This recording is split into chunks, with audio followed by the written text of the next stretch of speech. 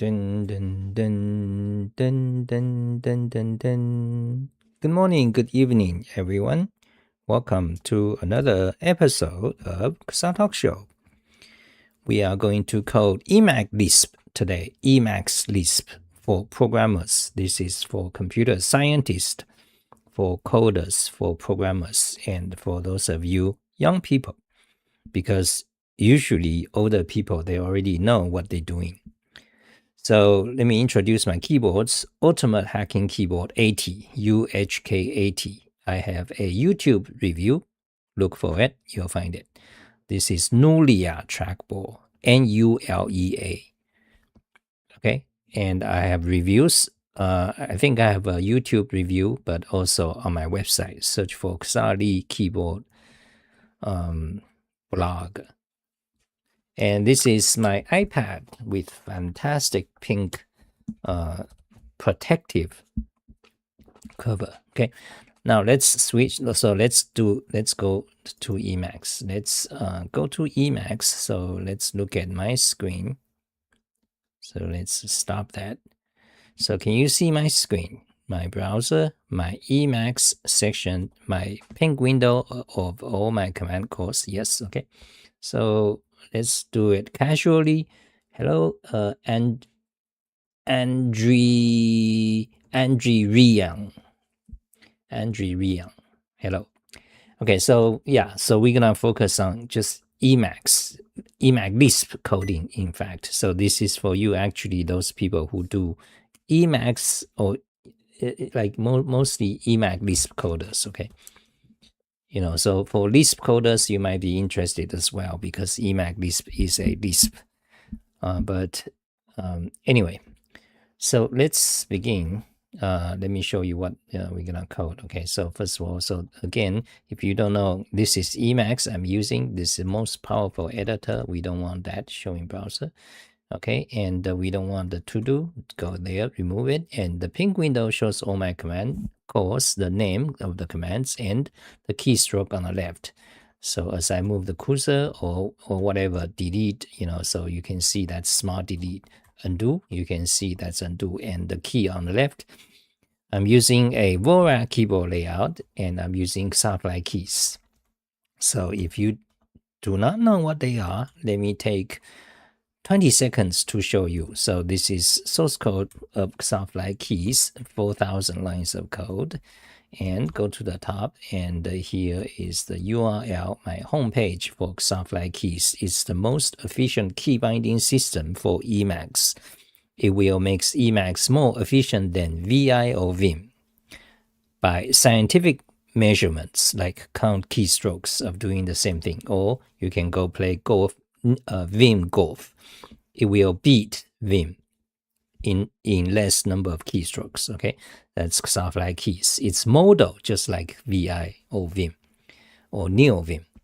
And so you can see, so I have like lots of videos about it, like tutorials how to install, and there is also a diagram of the major, like what is like the key map. Okay, that's Xah Fly Keys.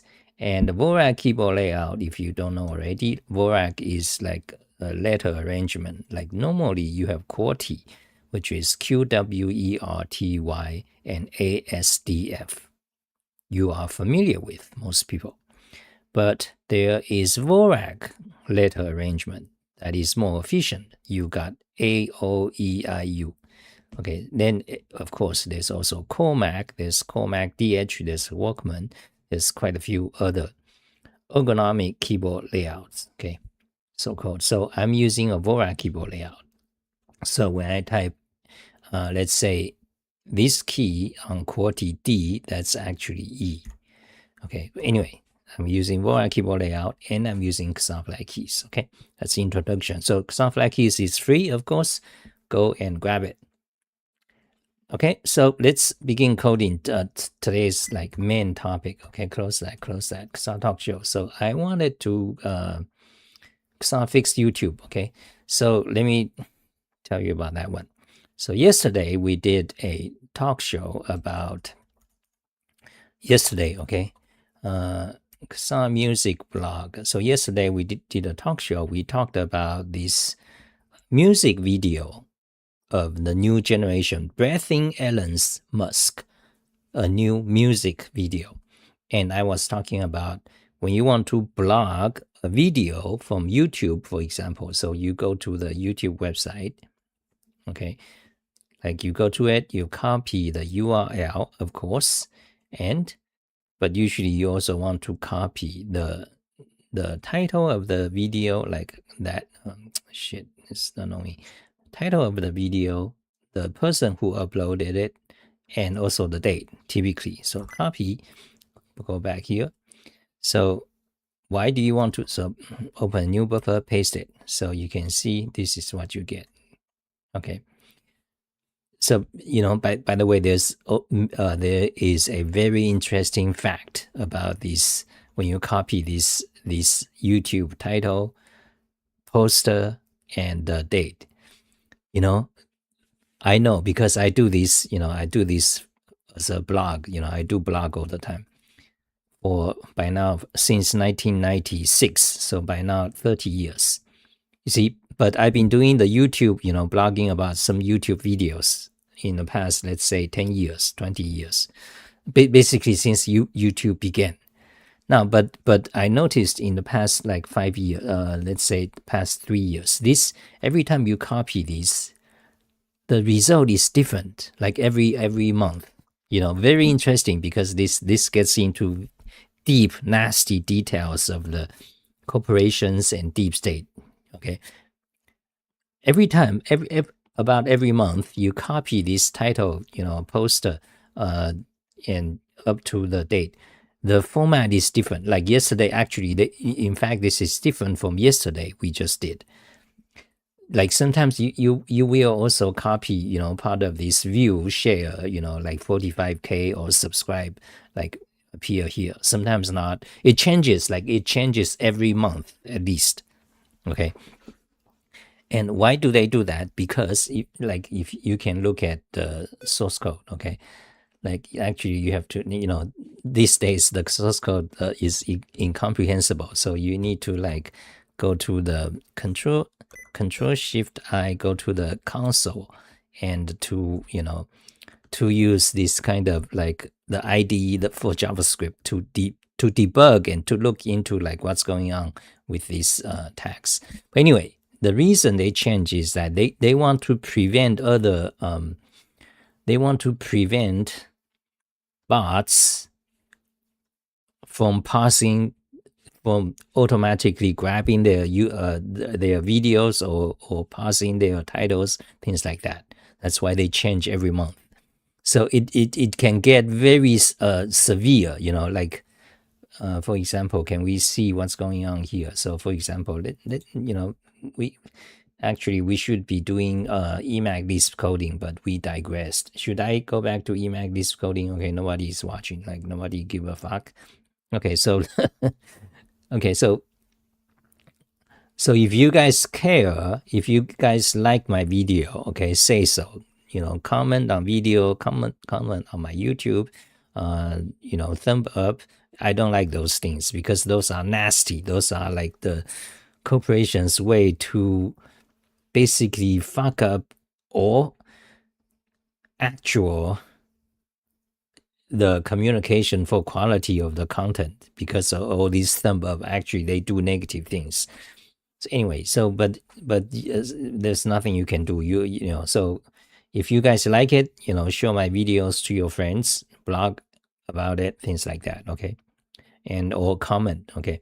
Anyway, so let's go back to this. So I was saying that whenever you copy this, it changes I noticed, it changes every month, because I have a command to process this. For example, I call the command Xah YouTube description, Xah HTML fix YouTube description. Press enter. It will compact those lines into this nice, title, poster, and date. You see, undo. You see, before you have how many number of views, you have subscribers.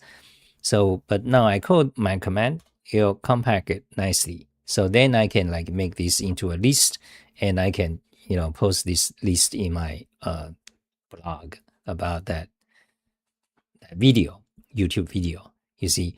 But however, my command, I noticed, because because my command has to pass this, it changes like every fucking month. Like every month I notice something, my command doesn't work anymore. It leaves, the view count or some other words like please subscribe or thumb up.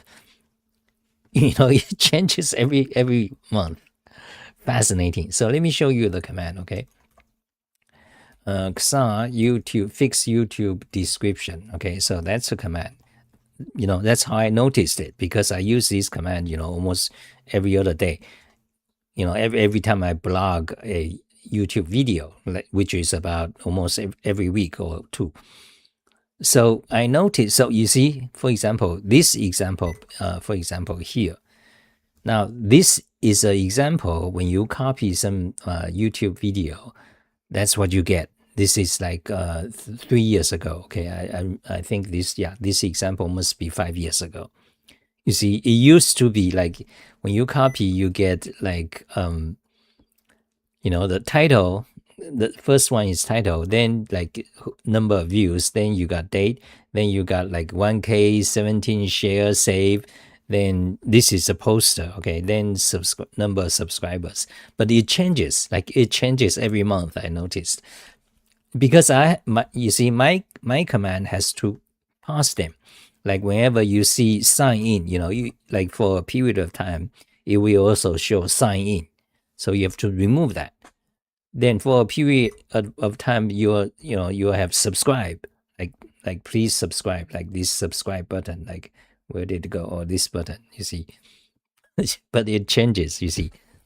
So anyway, so what I want to do today is that, you see, so I do have this command. So let's copy the command. Why don't we copy it, close it? Okay, now close that. We don't want actually reopen. Let's leave that for now. So I wanted to, right, let's go back to Xah Talk Show and showing browser. That's Xah Talk Show today. And go down, go to the section, and make a new section, okay? Make a new Emacs Lisp code block, paste the code, there it is, and press a button to pop it out. So we're gonna modify this command, okay? Why do I want to modify it? It's only 73 lines, not long. Most of the lines is actually this comment. So in fact, it's like just 50 lines, 40 lines, okay? Why do I want to change it? Because right now this command is dependent on this command. This command is an external command, Xah replace regular expression pairs region. What this command do is we'll replace, so you want to replace the low line by a space. You want to replace tab by a space. You want to replace ampersand by A and D. You want to replace this sign in something by empty, remove it. So this command, Xah replace regular expression pairs region, is a very convenient command. So you can have a list of pairs, of find replacement pairs, and it will do it in one shot. Okay, so very convenient. But however, there's a problem. Now, am I still going? You guys watching? So say hi, okay? Say hi. Can you actually see me? Video check, audio check. Yeah, I think so. So this command is very convenient. So copy. So let's describe function, and let's look at it. Okay. So Xah replace regular expression pairs region is a function in this package. And this is usage example. So you give a region beginning, specify the region beginning and end, and list the pairs, and it will do find replace. Okay, super compact code. But the problem is that it is a dependency. That means every time people want to use your code, they need to they they need to get this package. They need to get this package, okay, which is Xah replace-pairs.el, which so this is the definition of the function here, okay, which is not too long, okay. It's at like 30 lines of code, okay. 20 lines of code even. So, but okay, so this command, this package, and it's available. You can grab it if you want. So you go to this URL, xahlee.info, or you can just search for it. Search the web. Emacs Xah replace-pairs, Xah replace-pairs.el. You will find the command. So it shows an example how convenient it is. But the problem is dependency, which becomes very annoying as people realize in general in the software industry. Dependency is really nasty. On one hand, as a software engineer, it's really necessary because then, you have libraries, you have modules, you don't want to repeat the code, everywhere hundreds of times. You have libraries and modules and right? But so you basically build a structure, you build like a cathedral or whatever using components. But when you distribute the software, when you have dependencies depend on some other library, it becomes very annoying because the code becomes like it's not one unit anymore. Like every time you want to pass it around, you need to tell people, oh, by the way, you need that thing. And how do you get that thing? Oh, you get it by this or that way, become complicated. And software becomes fragile because the dependencies, even though you think it's, people can get it, but you often, sometimes not. You have the missing piece problem. So anyway, so what I want to do is close that. So I want to do is we want to remove this dependency. We just gonna write this manually so that this function is no longer is a unit by itself. I can just show it. For example, you look at my Xah Talk Show. Go back to Xah Talk Show. Showing browser, you can just look at my Xah Talk Show and grab the code. It will work, but not right now with the dependency. Okay, so that's what we're gonna do. We're just gonna remove this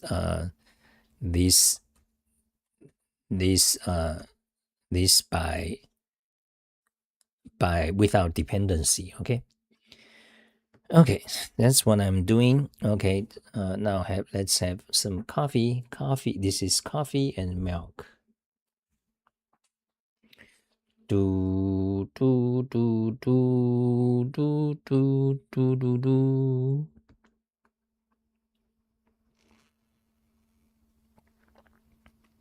How many people are interested? 2. Okay, Emacs Lisp.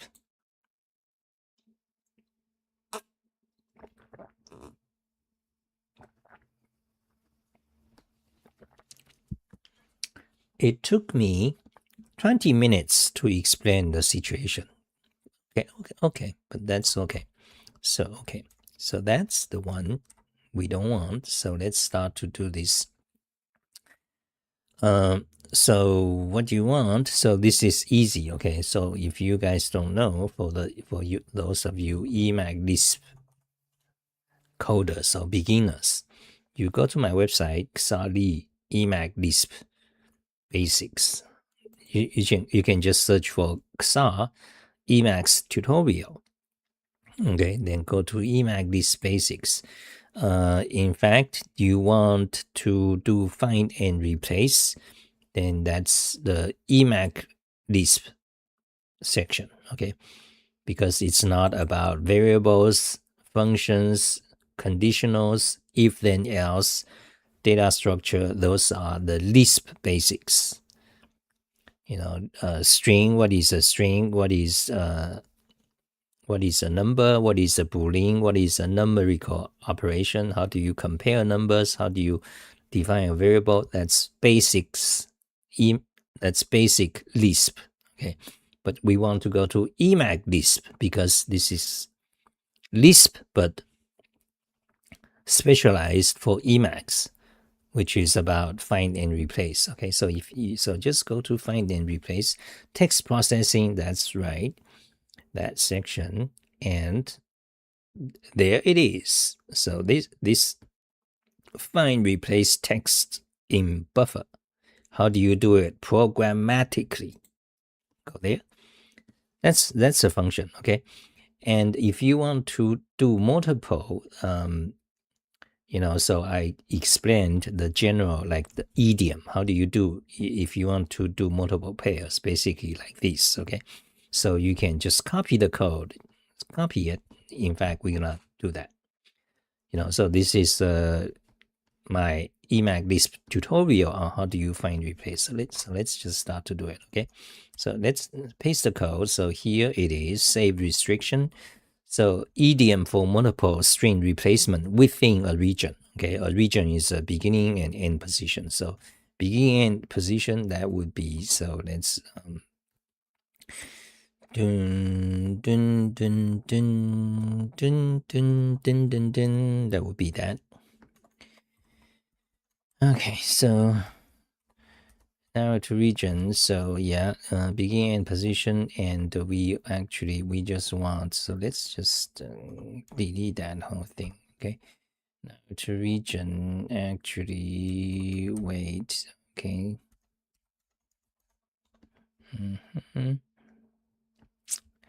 Okay, so this about this thing, let's just copy it.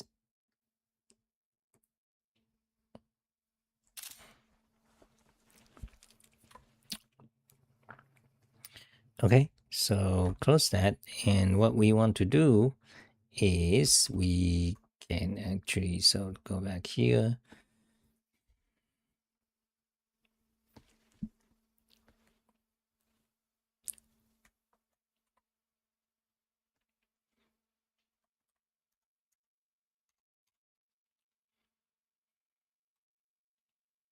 Delete that. Okay, so yeah, so we don't need that. So that, okay. So now you just need the list of pairs. So can we go back here? Go back here. So the list of pairs we are interested in is Xah. So the list of pairs are these, and okay. So for each line like that, we want to turn it into this. Can we do it? Yes. So let's so do we want plain text or regular expression? We want, well, the first two is plain text. The first three is plain text. The rest is regular expression. Okay. But they are similar. Okay, so let's see. Okay, plain text find replace. The difference is just one is search for word, the other one is research for word, re for regular expression. Okay, so delete that, delete that, delete that, delete that, delete that. Okay, so let's see if we can write a macro. So we want to write a macro so that each line of this becomes a line like that. Can we do that? Yes. Dun, dun, dun, dun, dun, dun, dun, dun, dun.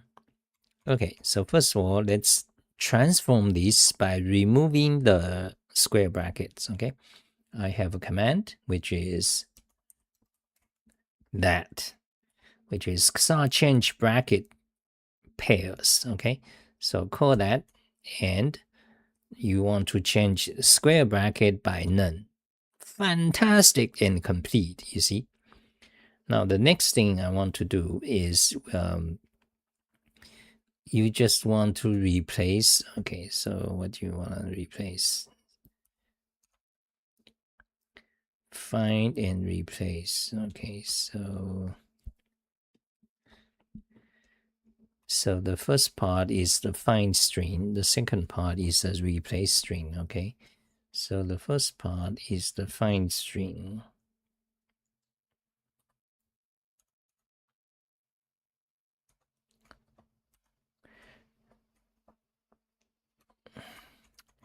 Anyway, so wait, so the second part is the replace string.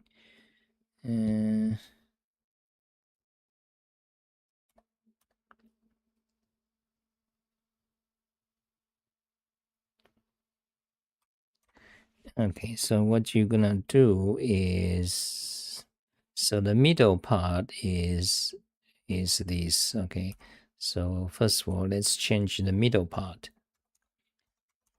Change that by that. Do it. Okay, then you just need to change the beginning and end. Okay, so the end would be that, and the beginning would be that. I think so. Okay.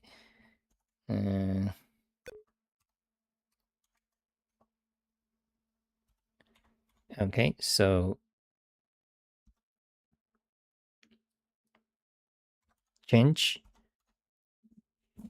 a return, do it, replace by that. Let's just do it. Okay, so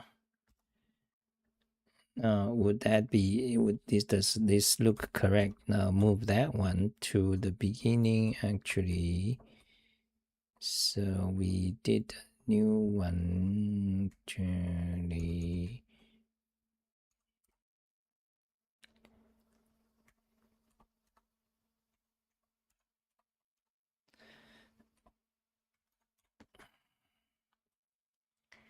Okay, so search for word. Let's compact that.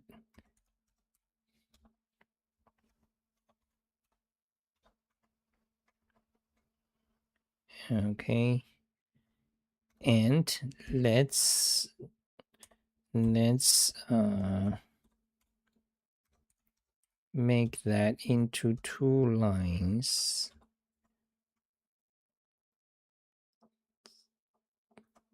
Okay, so looks like we did it. Does that look correct? I think so.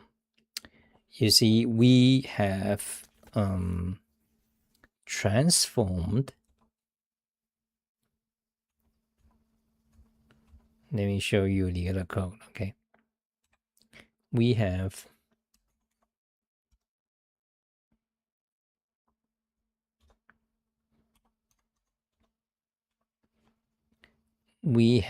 transformed this block of code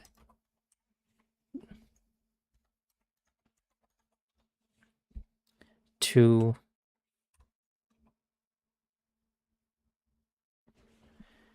this. Okay, let's see if we can.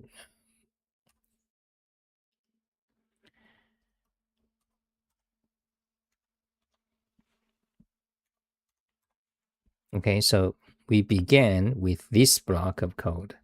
Now we turn that into that. Now you actually need to pre-file the code. I think that's it.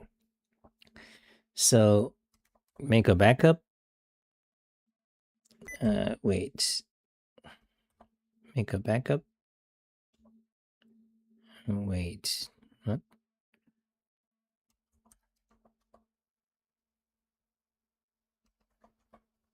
Okay, go to the directory by compile. Let's see if compiles. No. File has no lexical binding directive. Okay, so we can add it. Usually it asks you for lexical binding. So XUTF. Okay, now there's a lexical binding. Now B for compile. So let's do it again. B by compile. Okay. Warning, unused lexical variable XPT. Okay. So Oh, I didn't use the XPT. That's right, because I made some change. Actually, I should use XPT.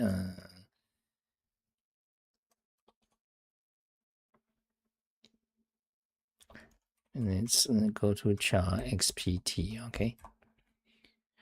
Now save it, backup, back compile. Fantastic, no error. Okay, delete the back compile code. So here is the code. We made a change, and now this version does not have any dependencies. But it's quite a lot more wordy.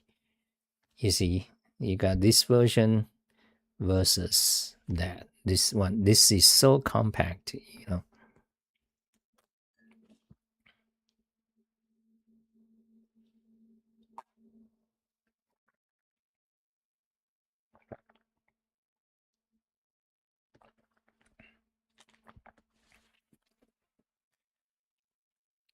Okay, so I mean, so right now I'm thinking, do I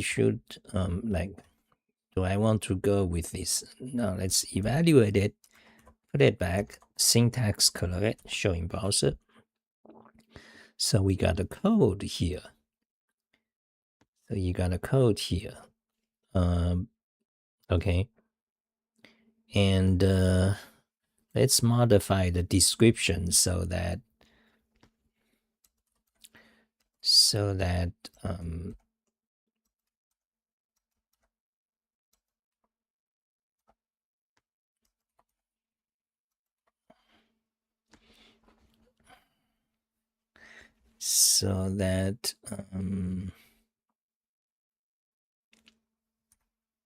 let's copy that. Okay. Talk show. So let's modify the description.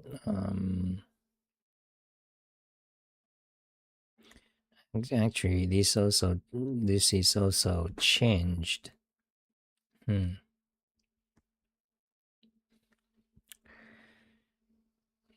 Okay, so actually it becomes that.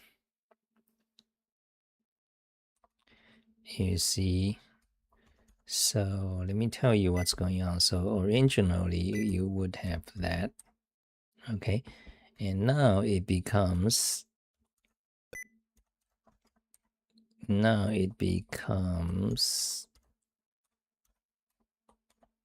that. Okay, so yeah, so this part we can like delete, and delete,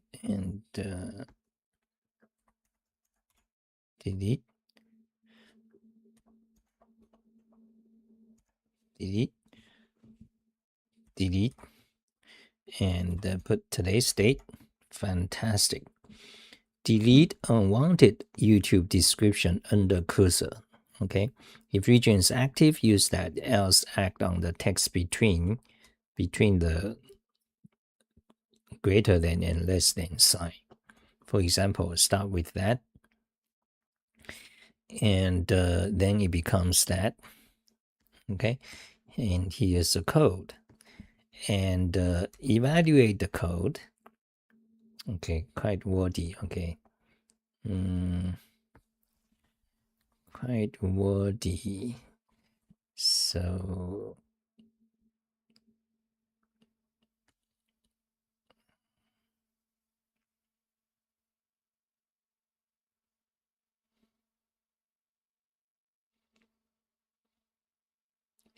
yeah, so it's quite wordy but however it doesn't have the dependency problem. You see, it's not as compact as this.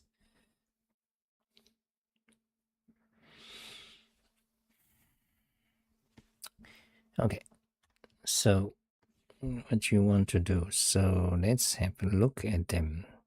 Okay, so let's have a look at them.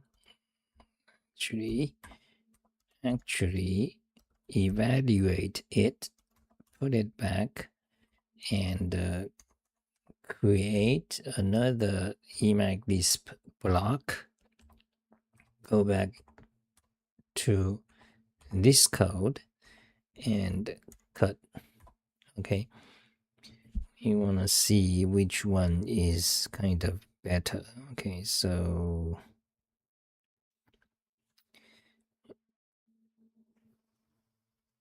hello. I saw your last stream and hope that you make a dedicated video about Unix and why do you think it's a disease. I only hear Unix philosophy praised and I like to hear a different take. I have done about 10 videos on that. Okay, so you have to just search for my YouTube, okay, on why Unix sucks. In fact, last one is about 2 weeks ago or maybe last week. Okay, so for that question you can go to Xah Lee blog. Hold on a second. Okay, let me clean this music blog. So this is my command, cut, undo, close. Okay, paste it there, syntax, color, everything. And actually, in fact, there is some, so showing browser. So we got two versions of the code. Original version here with the compact find replace pairs, and the new version not compact. However, it doesn't have dependency problem. I think I'll use this new one. Okay. But the old version needs also update because remember we changed the documentation. You see, the documentation should be updated to the new, like here. Copy back, paste it there. So for example, that becomes that. Okay, so put it back again. Syntax, color, everything, show in browser. Okay. So we got two versions. So the question is, which one do I want to keep?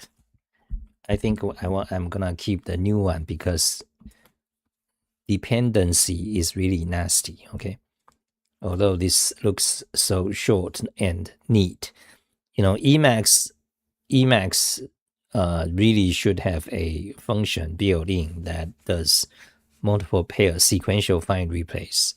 So you can have this instead of, you know, like while find, you know, something, then replace, then go to chart to the beginning, then do it again, you know. Okay, so regarding your question about Unix, why Unix sucks, I have done hundreds of videos on that. Okay, so like just go to Xah Talk Show, search for Unix. Okay, so the last one I did a week ago, 2026, February 8th, episode 759 on Wolfram language coding session, plane curves, geometry, and why tech sucks, and Unix code. So in the last 10 minutes or so, or maybe was it 20 minutes, I ranted about, in relation to this topic about the Unix code. These Unix people, you know, I truly hate the Unix people. And that is why I have done hundreds of videos, not 100, but more like 10 hours worth, 20 hours worth, talking about why I hate Unix in every way, in technical detail, in examples of code, in, you know, their documentation, man pages. So anyway, so one of the video you can watch, probably start with this one because this is just last week. Okay, check the timestamp. You know, American. Let's see, where is it? Critique. You know, so this is around time 48 minutes in the video. Critique of Unix and related tools he strongly criticizes Unix, C, Vim, and Tech as disease or cult phenomenon, okay, arguing that they promote outdated and brainless practices. He references the Unix Haters Handbook and views his work as a lifelong fight against the Unix code, okay? Now, is that the one you have watched or not? And maybe you have watched this one. In that case, go earlier, search for Unix again. So not this year. So let's go to year 2025, search for Unix. So there it is, episode 681. Why is Unix operating system named so? Okay, that's one of them. Is there a AI summary? No. You see, at that time we don't have AI summary yet. This is 2025, July. Okay, so search again. Okay, Python history, episode 625. Python history and crimes of Unix C line truncation. Okay, so there is timestamp which I manually created, so you can watch that one, and then you can go. Then you can search again. Search my YouTube on Unix. You'll find 10 more, at least 10 more videos. Each one is about 1 hour long. My rant against Unix, Linux, and associated, open source fanatism. Basically, they all came from this kind of the Unix code. Okay, so they all kind of originated together about 40 years ago with a Unix operating system, which then you have Unix philosophy, which later on it became, you got this Unix philosophy, which is a code jargon, and the C programming language is part of the Unix, and a bunch of things. Then the fanatism, the hacking mentality, like the programming style, the view of programming, software engineering as some kind of trick, with bits. So the whole thing, about the Unix, and later on it became Linux. Okay, so I talked about that. So, have you seen them? I will search and watch these videos. Yeah. Okay. So check it out. Yeah. So, and in fact, so I can tell you, one of them. So if you just search YouTube, there's one that's more popular, but then a few years ago, it's funny. YouTube, like, viewer popularity is not relational, is not proportional to how good the video is. Like some of my videos, they became popular, like 10,000 views or something. Like you can just search why Unix sucks on YouTube. Okay, YouTube Xah Lee, let's say actually just search for Unix sucks Xah Lee. You'll find a few. Okay, so Unix code, Linux suckless, a crime of computing industry, the damages it has done. Okay, so this is 3 years ago, and this one 2022, why Unix grep sucks, history of regular expression, Wolfram language string expression. Okay, so that's another one related to Unix. Then another one, 2020, 5 years ago. Jesus. Golan, backup, Unix shells, and why Unix sucks donkey ass.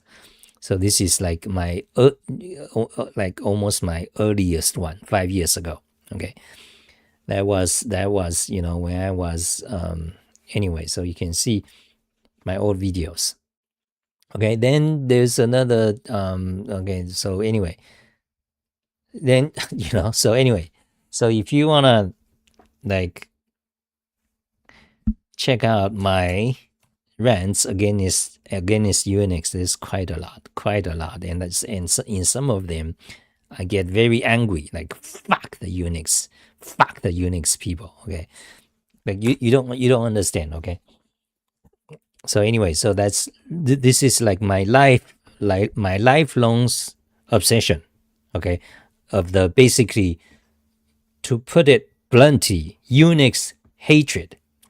It is my lifelong obsession, or you can say my lifelong work, okay, as a let's say as a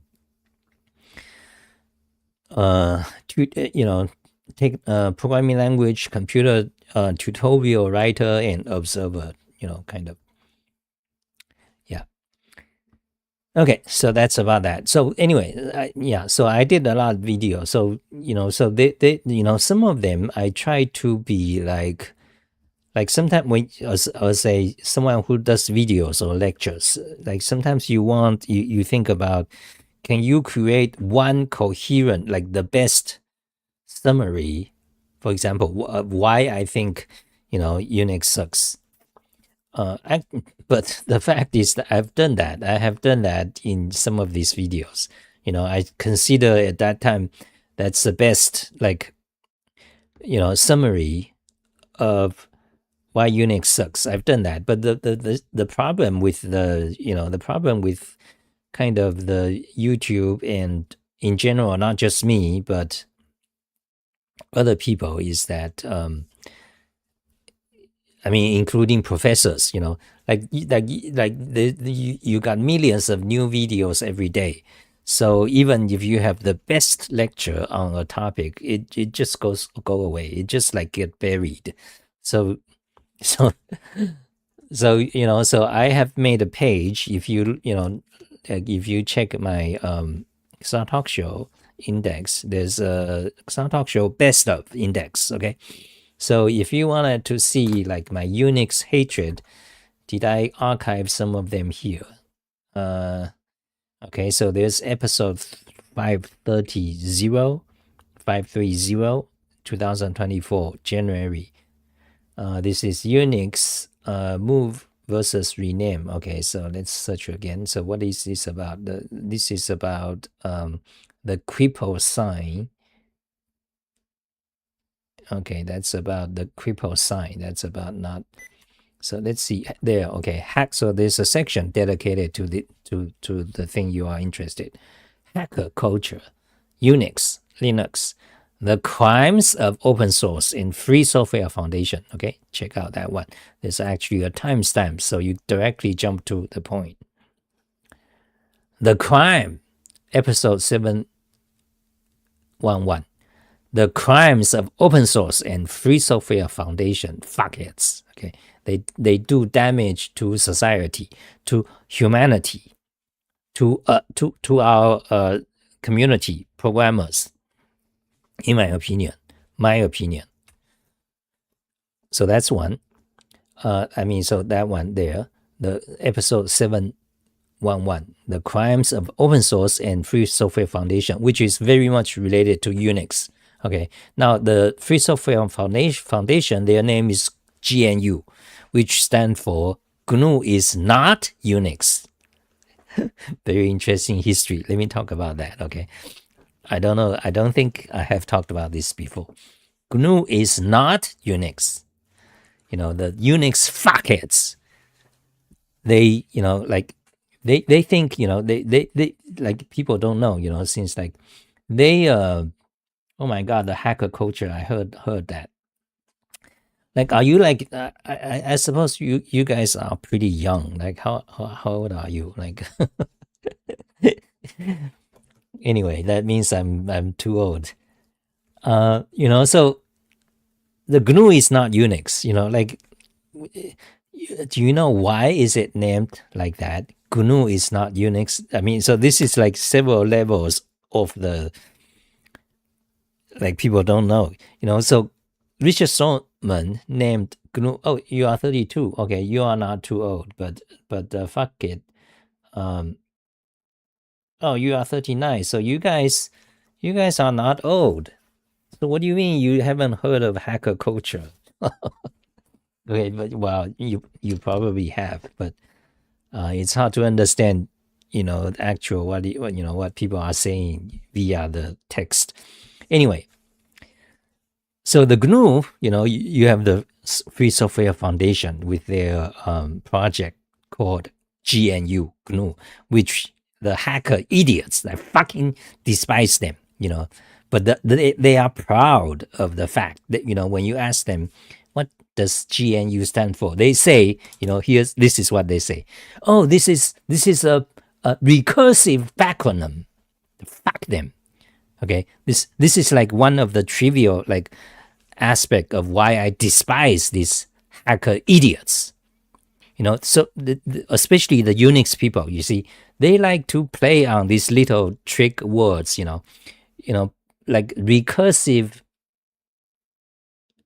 acronym. Okay, so but if you are in linguistics, is there actual such a thing, recursive acronym? No. It's just the hacker created it out of the blue, because they, in computer science, you have the recursion. So they created the word acronym, okay, recursive acronym, right? So you got that, recursive acronym. A recursive acronym is an acronym that refers to itself and appears almost frequently in computer programming, okay? The term was first used in print in 1979 in Douglas Hofstadter's book. Oh, I didn't know. It's actually this guy I highly respect. Okay, Douglas Hofstadter. He's like a kind of a mathematician type of intellectual. Okay. So what his most famous work, he's known for this book, having written this book, Gödel, Escher, and Bach. All of these topics, people I love. Okay, like 2 days ago, I talked about my favorite piece of music. That's Bach. And Escher, I have a whole collection of, I bought Escher's book, like the huge topic. And Gödel, like yesterday, YouTube, I talked about live stream about problems of set theory and proof theory and type theory and those kind of topics. So all these, so I very much this is Douglas Hofstadter is my type of guy. But actually, so I bought this book in 1993, very early on. I actually never read it. I read one chapter, and apparently that's very common. A lot of people, bought the book, think it's great, but actually never read it. That happened to me. That's the case. In fact, I have the book somewhere. Like it must be somewhere. So this is a great guy. Okay. So anyway, so so apparently the jargon recursive acronym is created in 1979 by this guy. Wow, I didn't know that. That's interesting. Okay. So wait. So what okay, and that's by the way, this video is interesting. This chick is hot. This chick Emaru, okay. And then this guy is also becoming famous, Asmongold. Okay, I didn't know about him until like a year ago, and I didn't know about this Emaru. I guess you guys might know if you are young. Maybe this like young this new generation of like streamers. Anyway, so recursive acronym. Okay, so apparently this guy first used it, but my point is that these hacker types, like the Richard Stallman, well, most, I despise the C and Unix, but I like the Lisp camp. Anyway, but the hackers, okay, actually I'm very much have a lot in common with the hacker group. That's me, actually, but I don't like hack. I don't like hack anything. I'm a, I'm a computer scientist. I'm a mathematician. I'm a great, programmer. I'm a software engineer. I don't hack. Fuck. Go hack your mom's ass. These hackers, I despise them. But what they love is hacking, the very aspect, you can do little tricks, so to make it work, this is the very nature of hacking. That's what they love. That's how they identify themselves, a great hacker, which I despise. Although we are like in kind of, have the similar interest. So anyway, so about this recursive acronym, you see, I'm also interested in linguistics and vocabulary, right? So they too, so but they started to, like, in other words, abuse. They start to coin words like GNU is not Unix. Oh, look, we created a fun acronym, recursive acronym. By the way, this is called recursive acronym. Your ass. Okay, this hacker fuckheads. So they created that word and they pretend, so all of a sudden, like they are the, this is valid. This is valid, according to linguistics, this recursive acronym, which actually doesn't exist. Then it got abused so much, like for example, PHP, pretty homepage, my pretty homepage. Then PHP became most popular, then the PHP Wikipedia page, they started to lie. These open source fuckheads, they lie. They say PHP stands for something text processor. What is it? What was it? PHP hypertext processor. PHP is not hyper, like they also started to have some recursive acronym, so-called. Let's see if I can remember it correctly. PHP, let's see if I have PHP.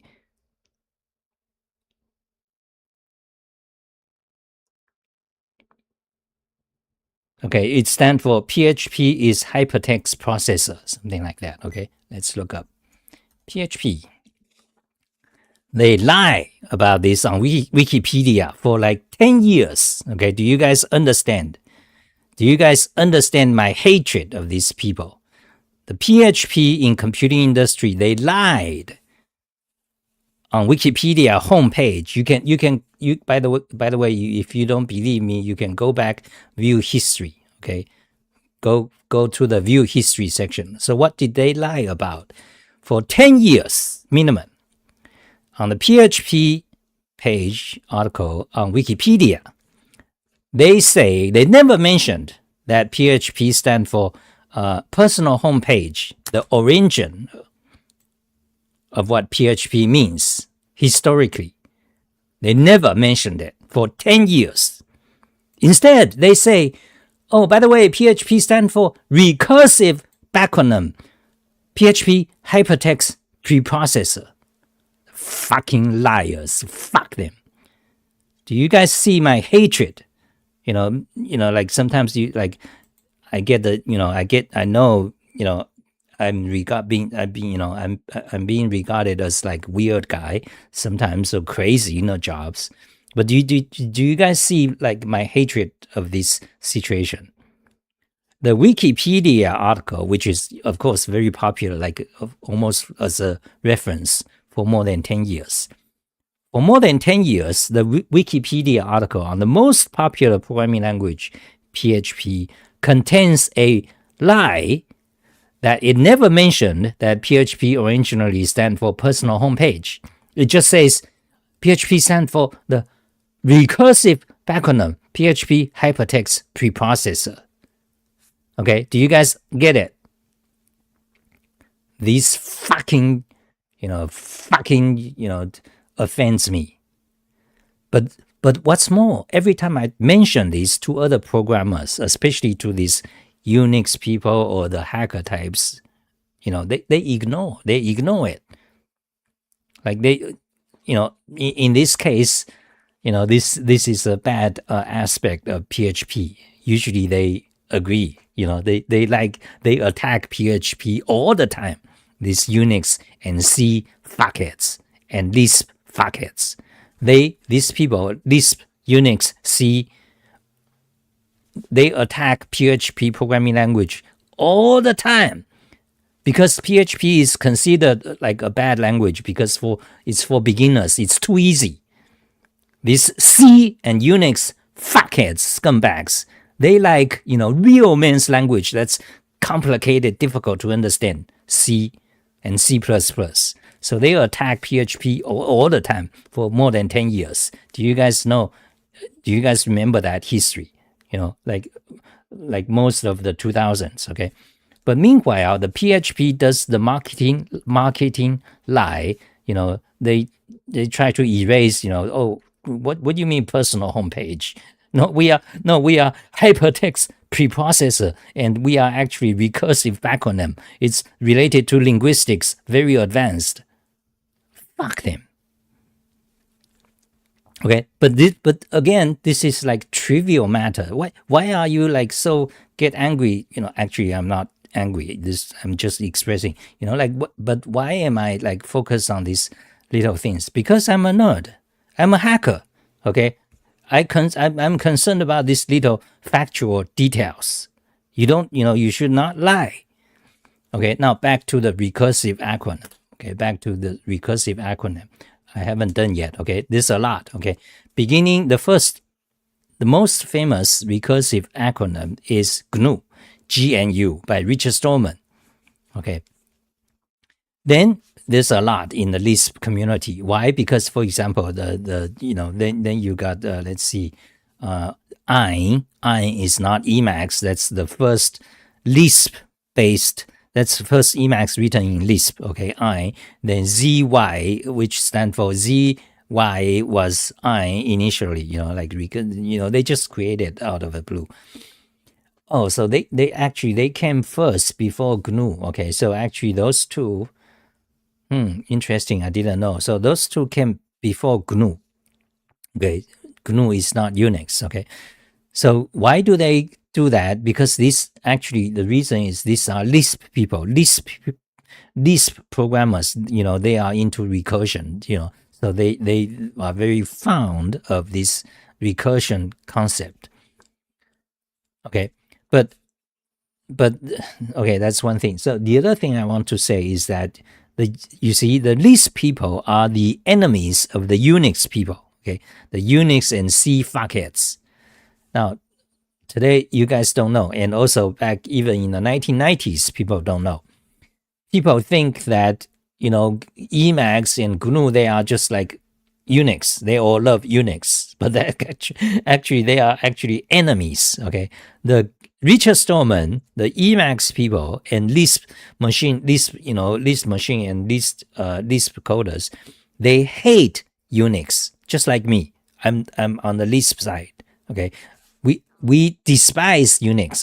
We think Unix is the worst shit possible.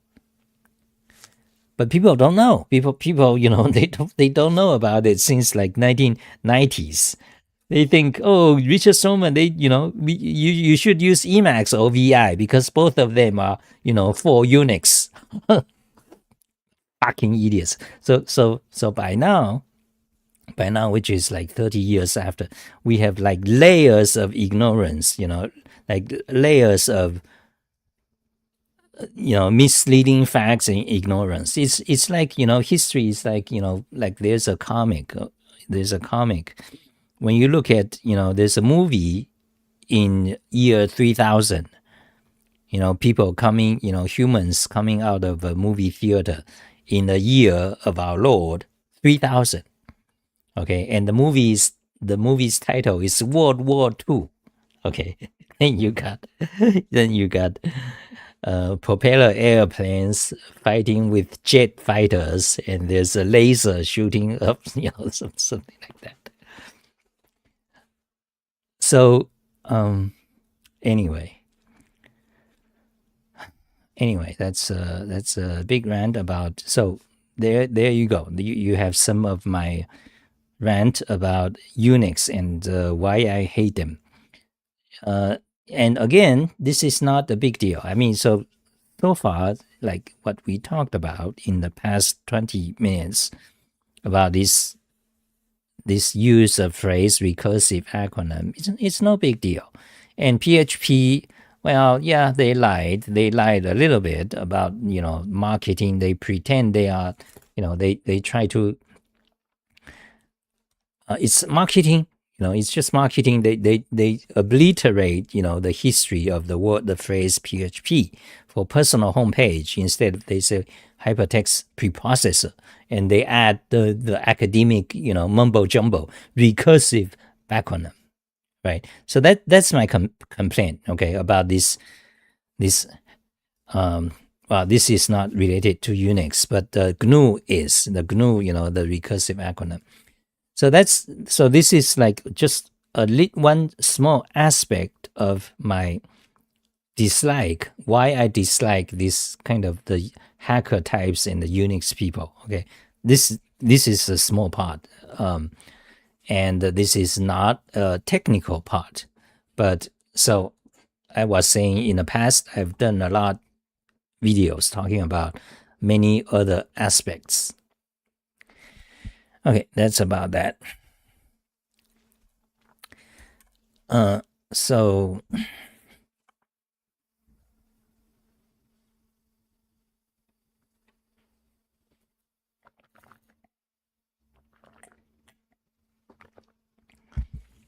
am I Christian? No, I'm not. Is that not obvious? So let's see what you guys are saying. And did we finish what we want to do? Actually, no. Actually, because I got lots of other things to do. Should I continue? Yes, because so we talked for only 50 minutes. So we got like 10 more minutes at least to 1 hour. But actually, I got few other things to do. So let's do them. Because why? Because recently I got influenced by these streamers. Like today you have quite a few streamers, right? He's one of the famous guy, the Asmo Gold. And then for the girls, of course, there's lots of these pretty girls, Emerald. Emerald, like what the fuck they do every on stream. Anyway, I don't know. So I looked up a little bit, So like I asked the question. I asked I posted about it on Twitter about streaming. Like what do the also on my Discord. Let's see where did I talk about that AI art? So we were talking about things, people on Discord, like what does this streamers, like there's quite a few very popular, like they got few million followers. Like, what do they do every day? Like, so do they just like chat, like random chat every day for a few hours? What else do they do? So I got, so it turns out, yes, actually a lot of them is they just chat, just like what I'm doing now. They just chat for hours a day. And they tell you their reactions about news, their opinions about whatever is going on. So but you see, but that's kind of nasty, because you see, for example, this one I've watched only 2 minutes. Oh wait, is it only 2 minutes? Anyway, I think I've seen, because YouTube showed it to me. So this, you see, 3 months ago, people have found the clip, so this one, so basically what they're doing, this one in particular, is that they basically just fry drama. Like that's what these Zoomer fuckheads do. Fry drama. Because what he's talking about here is that he's saying that, there's this girl, this Emerald, which is very popular, one of the most popular live streamer for girls. They got like millions followers. And apparently someone asked Emerald about, what do you think of the eyes, the immigration, the fuck up, that Trump is doing. And Emerald says like, oh, I don't talk about politics, like if you don't know yet, you should know. I don't talk about politics. That's what she said. And then people started, people, according to the video, people got angry at her. People attack her, like on Twitter, like, oh, you should, something, nasty, lots of nasty, and some of them from girls, of course. So that's drama, that's the drama you see every day on Twitter, by these fucking Zoomers, by these fucking Zoomer scums. That's what you guys do, the younger generation, the Zoomers, the fucking scums, like Tim Pool, among others. These fucking scums, Zoomers. They just go talk drama. Oh, this girl. Oh, that guy did something. Oh, this shouldn't. You should something. The fucking scums. And most of this is, by the way, I must mention, this is white men. This is what white men do. This is white men culture. They don't seem to get it. They don't get it. They are like obsessed about like justice or rape culture or whatever. We're gonna talk about it. They like these white men have lots of jargons about toxic. Something toxic or something. Rights or whatever. Fuck them. So I was looking at this Asmo Gold. From what I heard, he's a good person. Okay, like he just like, I think a friend told me he was very poor. He just live streamed games and he became very popular and now he's pretty rich. So I think he's good person. But but this video, like YouTube showed me, I watched. What are they talking about? This is just fucking drama. So the girl, someone asked girl the question like on live stream, and girl says, "Oh, I don't talk about politics," and that become a drama. And he is like, trying to make it add fuel to it. Then he is gonna talk about oh, look at that girl and this, and you people are idiots. You're talking about drama. Actually, that's what I'm doing now. So this is kind of, so that's so this is how you get popular. Is that right? So that's what the deep state, the YouTube, the Twitter, that's what they want us to do. So let's start a fight.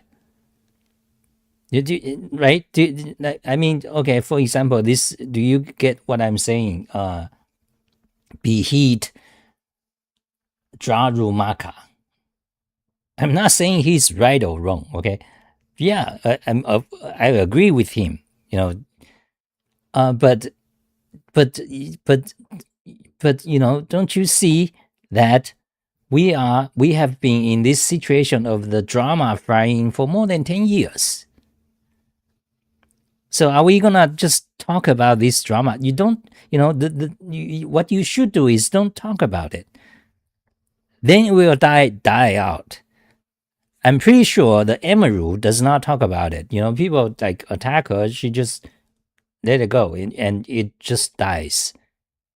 Instead of like, repeat this, like, don't we have enough of that? So anyway, so this is disappointing to notice, like he's like just talking about drama. That's how Tim Pool became very popular, super rich, since like 5 years ago. Tim Pool, because I've been watching Tim Pool almost every day in 2018, 2019. That's how Tim Pool became popular, and he became a scum. He became like very ugly scum. Okay, in the past few years. Yeah, that's so. Well, that's that's my reaction about this. The influencers and like how to become popular. Yeah, sure. I like to be popular because, well, so I can have more money. But I don't. But I don't want to like fry drama. Like there's plenty I can talk about. I can tell you my opinions. I can rant about.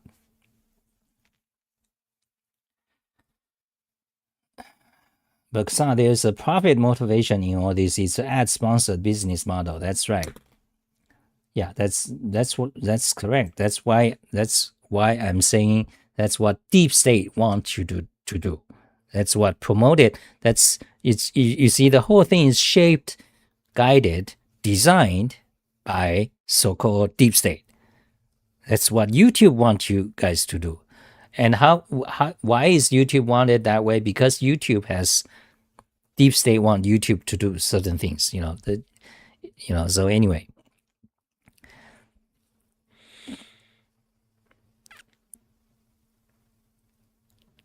Okay, I think that's it. C++ versus Rust people. Okay, I think C++ should die. And Zoom a shit like Rust and Zig.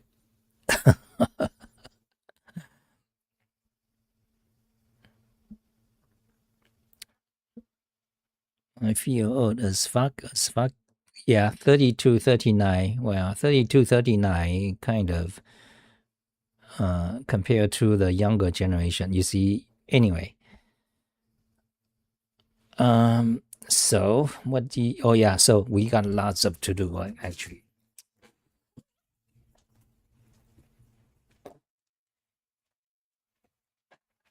Hot. So actually I got lots of things to do. So let's just do them, okay? Let's do like the Zoomer live streamers. Okay, let's just talk shit. So, but actually I got Lisp things to do, okay? So let's just code more Lisp. So today we finished that coding that thing. So I got more things to do. Can you guys see me? You cannot see my iPad, but I got notes here, okay? So notes about things I want to do. So actually, maybe I should stop. You can only delete one. C++ or Rust. That's a hard choice. The thing is about C or C++.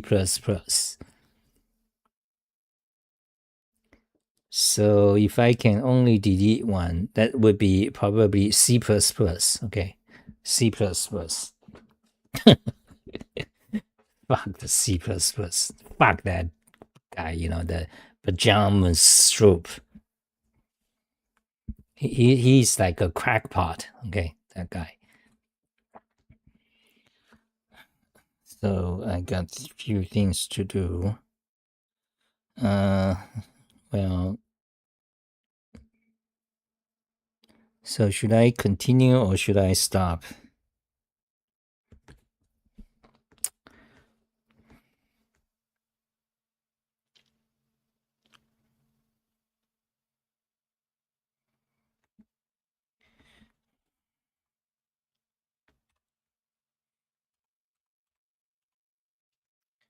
So what is this?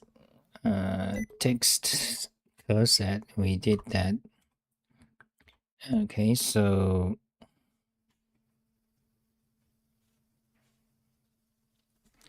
okay.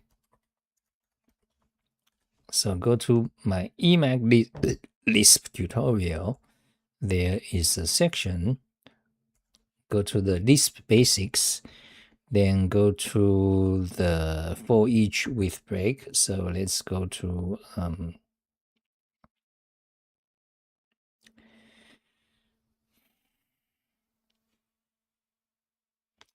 okay, so you need to go to the sequence section, sequence type.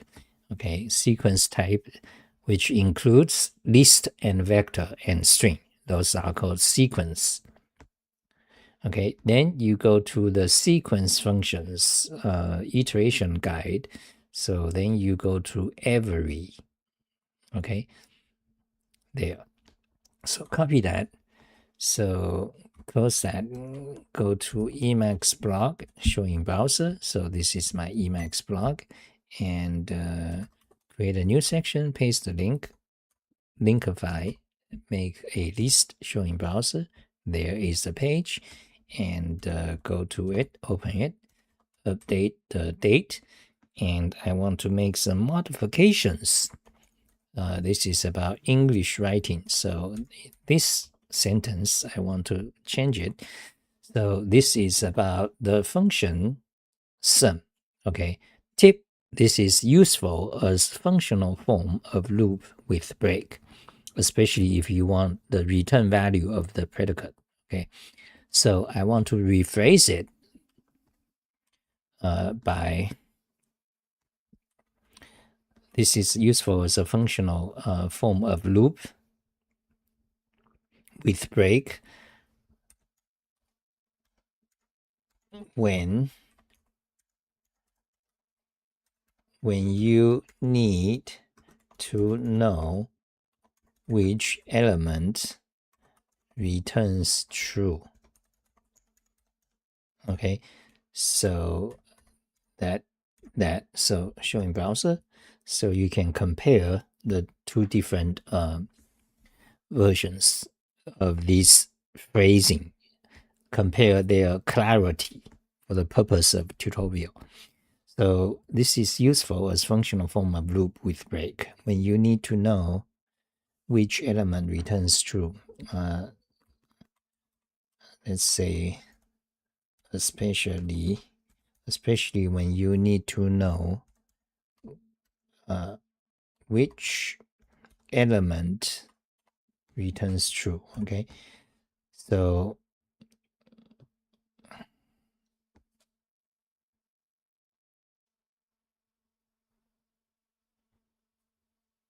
okay, I like to use the second version. Okay,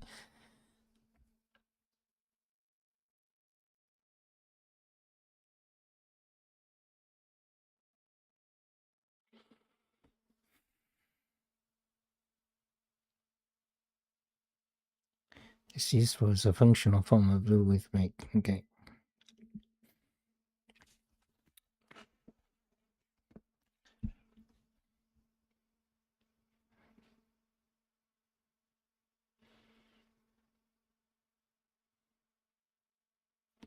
Okay, yeah, the second one is better because it emphasizes about which element it stops. You see, this is a form of loop, functional programming style of loop. But you use this form when you want to stop, when some condition is satisfied. So what I want to say here is that this is useful as a loop, functional style loop with break. But especially if you want to know, if you need to know when, which element caused the condition to change that you want to stop. Okay. On the other hand, the previous statement just say when you want to know the return value of the predicate, which is less clear. Okay, so okay, delete that. This is useful functional style. Let's say functional programming style of loop of doing a loop with break, especially when you need to know which element return true. Okay, now there's another part. Now here there's another function which is for every we have similar things we want to change. This is useful as a functional form of loop with break, and you do not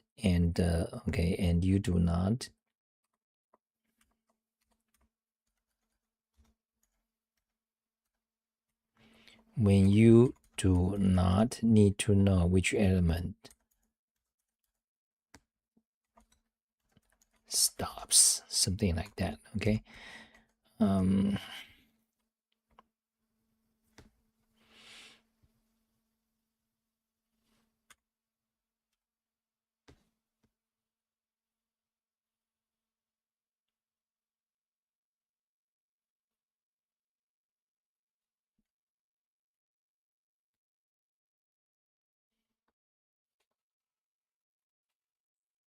and you do not need to know which element.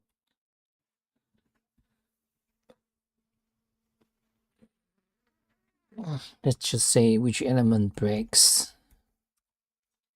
Okay, something like that. Okay, does that make sense?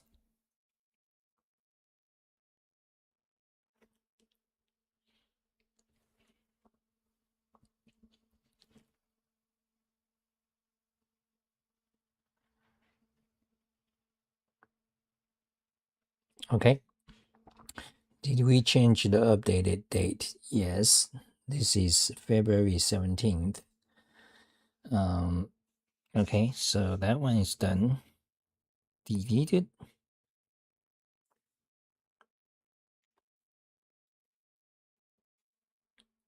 Delete is done. Fantastic. Now add the tip. Okay, now I want to talk about, so go back, copy the URL, the file path. So this is Emacs blog. We made change there. Then go back to Xah Talk Show. And we also add a link here because it's something we talked about. So here, so go to the top, search for fix there, there, there, show in browser, there. Okay. Then the next thing, so let's see, add a tip, don't use neo. Okay, so the next thing is very interesting, which is about hash tables. Okay, so you go to there, Emacs blog, you go to Emacs Lisp, you go to hash tables. So you got data structures, list structure, vector, sequence, which they are all part of these Lisp data structures. List, special lists, list structure, vector, sequence. Then you got hash table. Okay, go to hash table. Copy that. Go to Emacs blog and paste the link. Linkify, make a list. Okay, so show in browser so that we can later on people know in my Emacs blog I have updated those articles. So open that, update it, update the last update page. Then what I want to say is that, so here's a tip about hash table in Emacs Lisp. The tip is that hash table values can be any type. However, you should not use nil as a value in the hash table value. Okay, why? Because there's no way to know if a key does not exist or if a key returns nil. The key's value is nil, so there's no way to distinguish the two facts. Okay, one is the key does not exist, or the key has a value, it exists and has the value of nil. There's no way to distinguish these two. So that is why you should not, when you create a hash table, you should not use value of nil. So let me add that tip somewhere. So the reason is because there's no way to distinguish key don't exist versus key's value is nil. Okay, so let's add here. Tip, don't use nil as value. Okay, so because there's no way to distinguish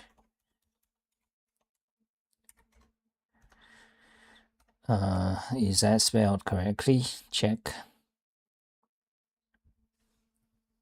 Correct. Okay, there's no way to distinguish either key does not exist or exist but has value of nil. Okay, Okay, mark it up, make it one line, make a paragraph, show in browser, and scroll down. There it is, a new tip. Don't use nil as value in hash table, because there is no way to distinguish either key does not exist or exists but has value of nil. Okay, why is that? Because in Emacs Lisp there is no function that returns, that tells you whether a key exists. Okay, the only closest one is if you want to check if a key exists, is you use get hash. Get hash, if the key does not exist, it will return nil. Or you can supply a default value, it will return that default value. So you can use get hash to check a key of a hash table, and if it does not exist, you can say, you can tell it to return, let's say 1. But that's a problem, because some key may have a value of 1. Then you are not able to distinguish whether it's because you got a 1 because the key exists, or because which has a value of 1, or because it doesn't exist and you return the value of 1. So what you can do is you try to make the default return, if the key doesn't exist, return a value that's like a random number, let's say a random number. However, you cannot guarantee that random number does not exist as a value in your hash table value. You see, there's no way to know. So whatever you change this default value to be can be a random, long string, or even universal, like a UUID, like a 32 bits long string. But there's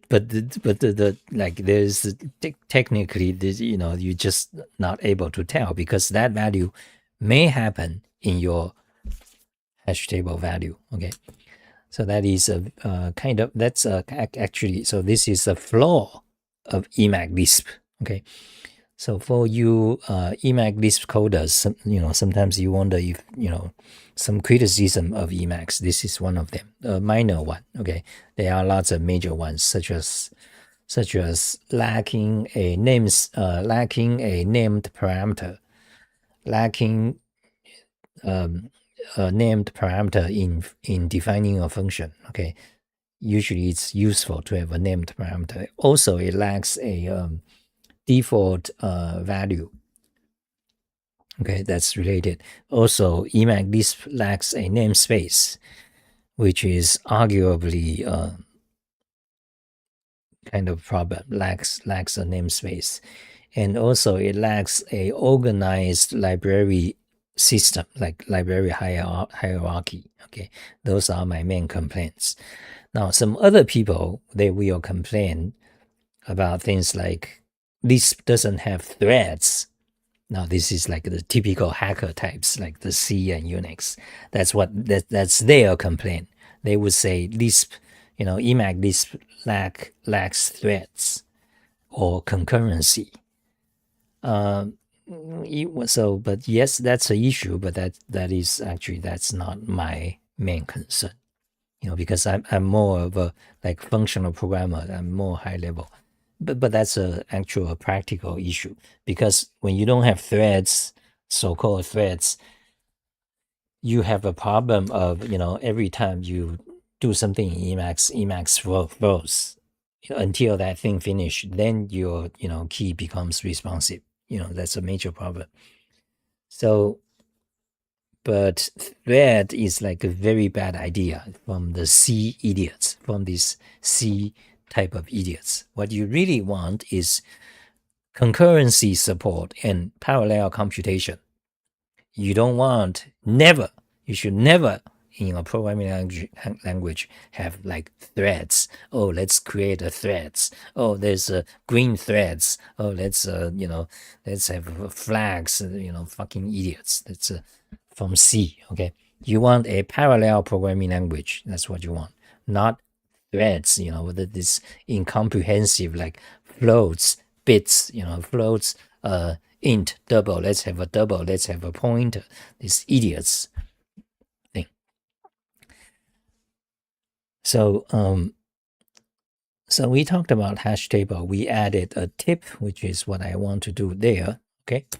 Now there's one more thing. Okay. So, so I'm working on my Emacs tutorial. So there's update hash table. So copy that, copy the URL back here and show in browser talk show. So let's paste the hash table here so that because we talked about it, show in browser. So we did that. And next I want to do is, so there's a code, okay? Xah hash table equal. So let me show you that. Oh, actually, I already have some of that here. What? Yeah, I already have the links here. So, okay, so let me demonstrate one command. Press. So that will show all duplicate links. So now I know in a glance that this link is duplicated, but not that. Okay, so this is exit loop function. Okay, so why don't I combine them and test hash table equality. Wait, showing browser. Hash table, test hash table equality. Yeah, that's my personal function that compares given two hash tables, determine if they are equal, meaning that it has same number of keys and all the keys match and all the keys values match. Okay, so this is my personal function. I need to make a change modification. Okay, and so what is that? So what is exit loop or function? So this there is something I need to do too there. Okay. Anyway, so let's make the modification about this one. Okay. Test hash table equality. So let's see what you guys are saying. Xah, you probably can create a unique closure value as a default value to reliably check if they are guaranteed to compare unequal. Okay, that's interesting. Let me see. Hold on a second.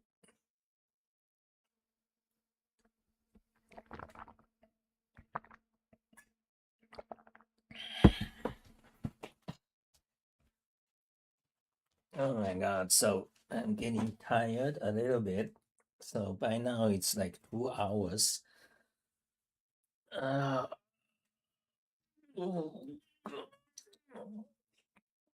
This shirt my wife gave me.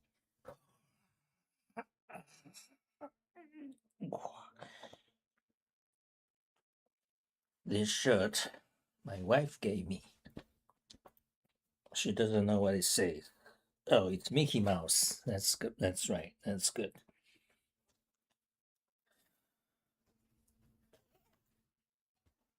Okay, let's see. Very technical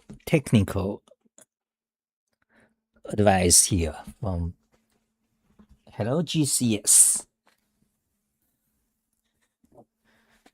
So he says, let's see, it's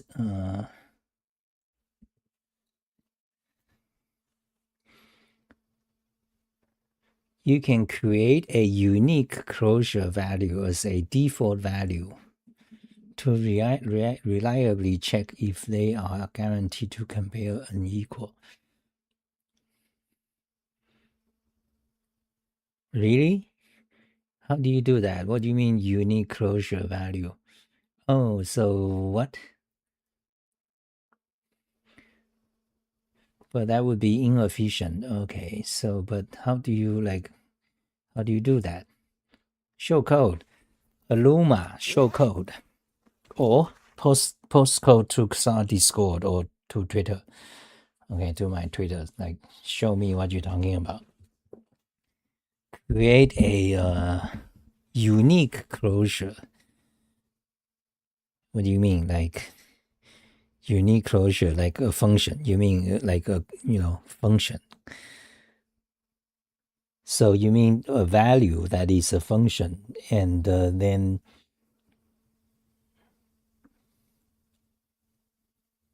okay. So wait. So right. So well.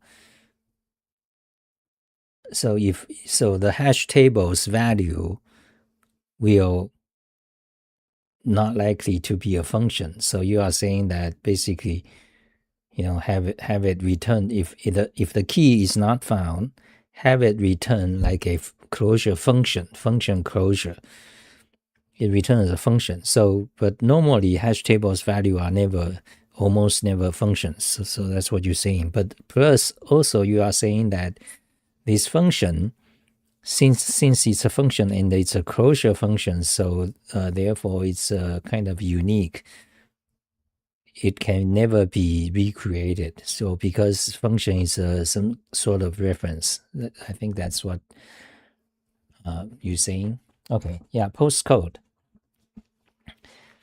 So, but even if that works, even if that works, let's get kind of like complicated. All you wanted to check is if its a value exists, but in trying to do so, you create a like advanced function trying to work around. It's not practical, I think.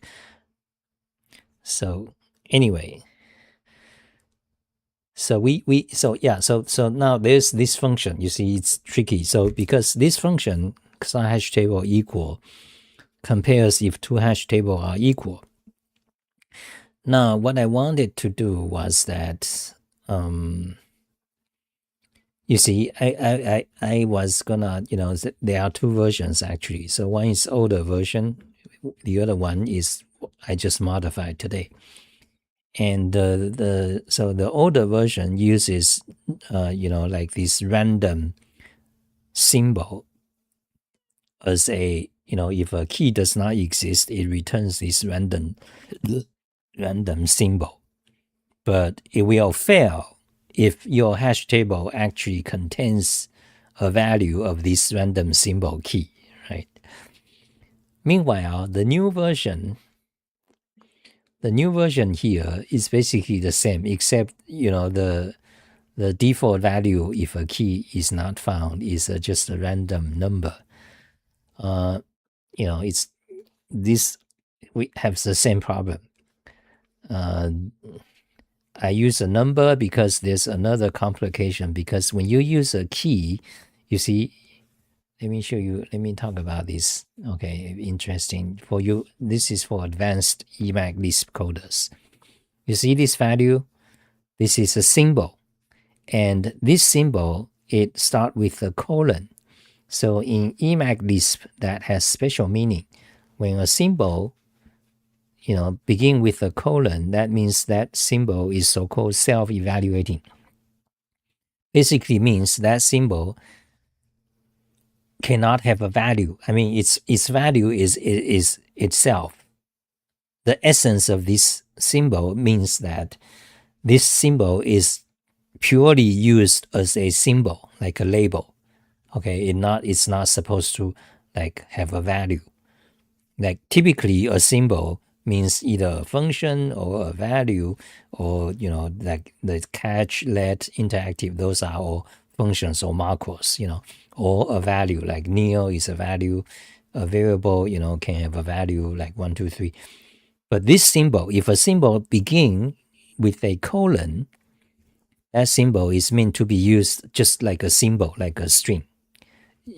Cannot have a value. Its value is itself. Okay, so that is called just key. I think it's called keyword symbol. Search for my Emacs blog. You'll find it. In fact, I can tell you where it is. So these basics, you go to the symbol section. Boolean, variable, conditional, loop, list data structure. Then you go to functions, then symbols. Okay, then you have this keyword symbol, colon prefix, keyword symbol. So when a symbol starts with a colon, that's called keyword symbol. And when that's the case, that means it's constant, okay? Evaluate to itself. And so you cannot set a value to it. The meaning is that this kind of symbol is just used as a label. Okay, that's keyword symbol. Okay, now back to so we were talking about test hash table equality. So we got these two functions. So anyway, you see, I'm using a keyword symbol. So if this hash table, when we compare the hash table keys, if the key does not exist, return this random symbol. But the problem is if the hash value contains a value of this exactly, random symbol, just then my function is broken, it will behave incorrectly. So, but I changed that to a number, same thing, same situation. But the difference is that, you see, what's the difference if you replace this keyword symbol by a number? The number is, you see, when you use a symbol, there's a nasty problem whenever you use a symbol in Emacs Lisp. Also true in Common Lisp, and I believe also true in Scheme Lisp and Racket Lisp. Okay, whenever you use a symbol, the symbol gets added to the so-called symbol table, so-called what's the symbol table name? Ops. So you need to go back to the symbol section, the symbol table. Okay, the symbol table, symbol cells. Anyway, so it's not important right now, but I'm talking about the symbol table. Okay, convert symbol to string, convert symbol to string, convert string to symbol. Wait, what is the table that contains all the symbols?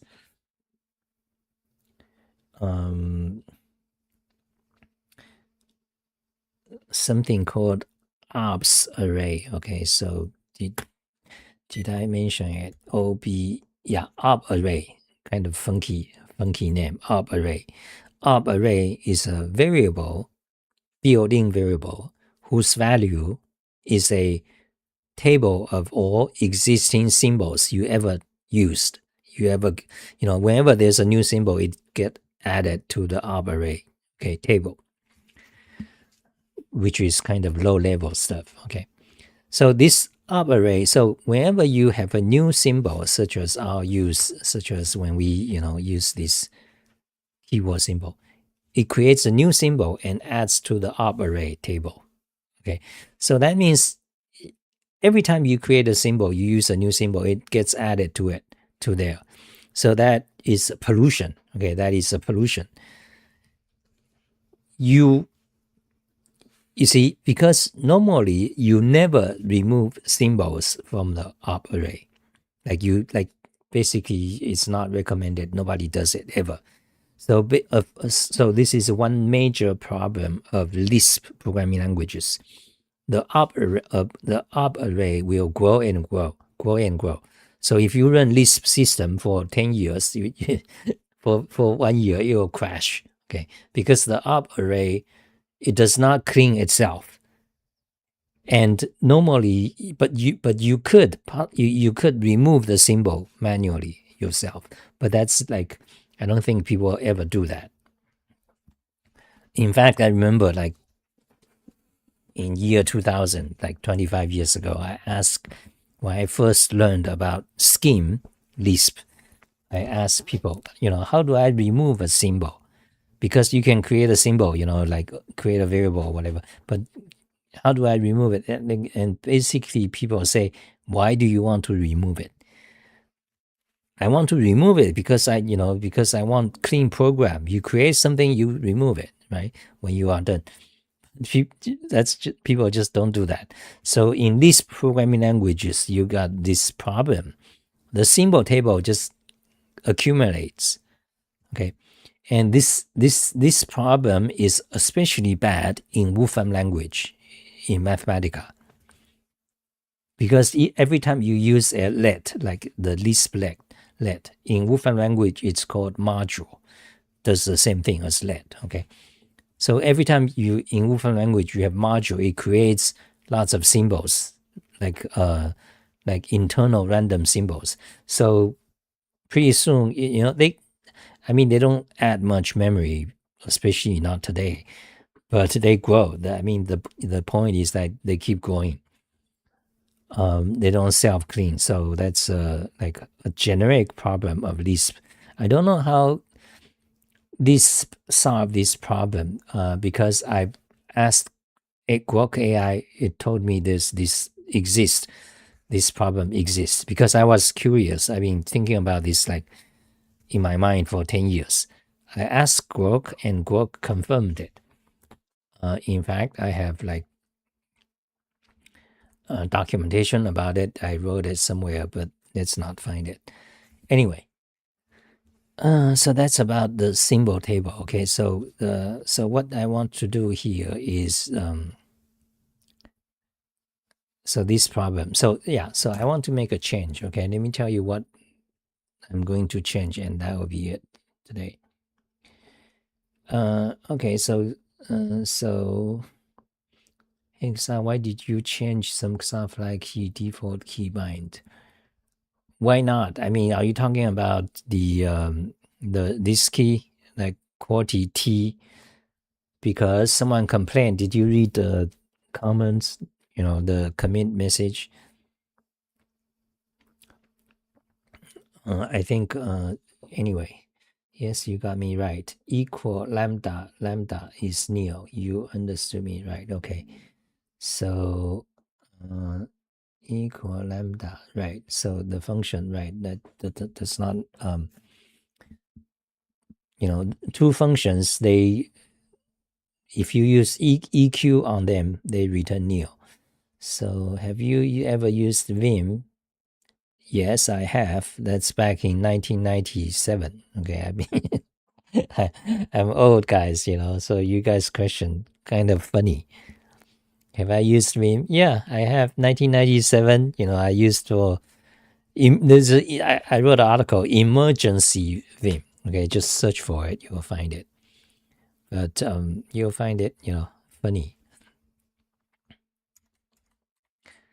Emergency Vim. Okay, like sometimes like VI is one of Unix fuck up. Sometimes in a emergency situation, like in servers, like you have root key passwords to like 10 server accounts, live servers. Emergency situation, like some custom Verizon is complaining their account doesn't work, something major happened, earthquake or whatever, check it out. You are, in some emergency situation, you are forced to deal with VI. And the fucking Unix admins refused to install Emacs. Okay, that happened back in 1998. Okay, because we have the co-located servers, and the Unix admin idiots, they didn't install Emacs. They don't, they don't want to, because Emacs is like big, consider bloated. You don't like, usually you don't want it on a server, I would say, but back then, but anyway, so so when you SS to the server, you need to use VI, which is actually required skill if you're gonna be anything dealing with Unix. Okay, so VI is like required if you're gonna be any dealing with Unix or in any capacity as sysadmin. Okay, or maintaining or security, whatever. Okay, VI is like required. So have I used VI? Yeah, sure. 1997 also. Define hash key table. Define hash key table. Maybe like this. Okay. Okay. So there's some code I can check out, or okay, let's check out the code. But I think I gotta go. I gotta stop. Let's see. That's today's talk show. So let's go to the bottom. Yeah, this. So check out. So this is Aluma code. So they got some Unicode stuff here. Fuck the Unicode invisible characters. Okay. So let's check. Okay, so let's see if we can. So wait. So is this, wait, this is not valid code. So is this code valid? Okay, so hold on a second. So prettify.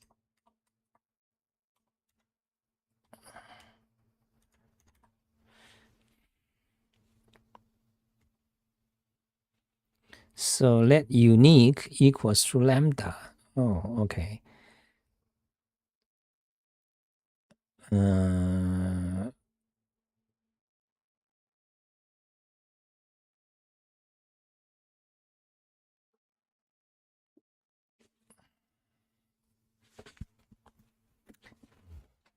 It's interesting usage. That's okay. But anyway, this returns, this is a value of a function.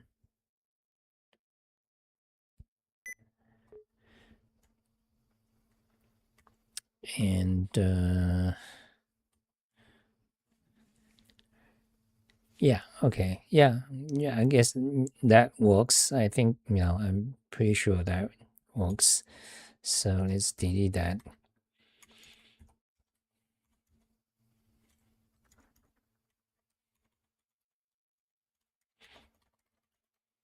One trick to check if a key exists in hash table. Okay, that's one trick to check if a key exists. So, actually, we can test this, make this code robust. So let's do that. Why don't we? Since we're working on this anyway. So, okay, so let's go to hash table.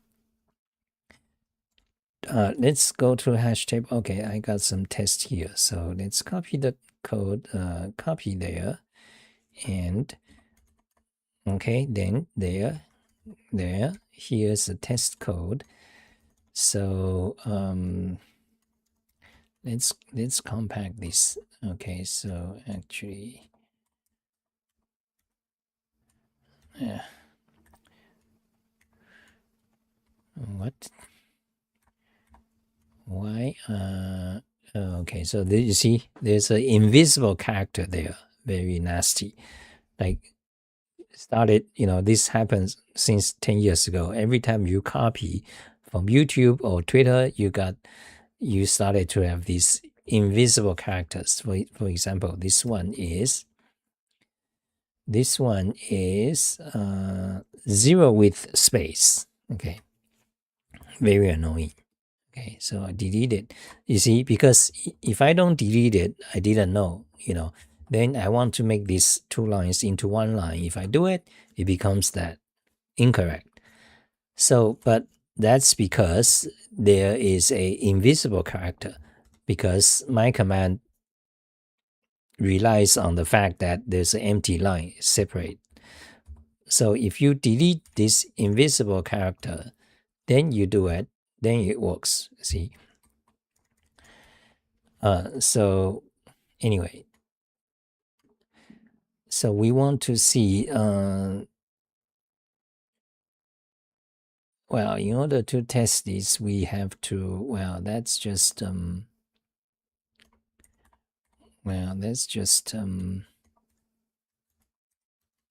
okay, let's finish this and let's be it. And that'll be it today, okay? I gotta go. I'm tired. Okay, test hash table equality. Okay, let's work on that.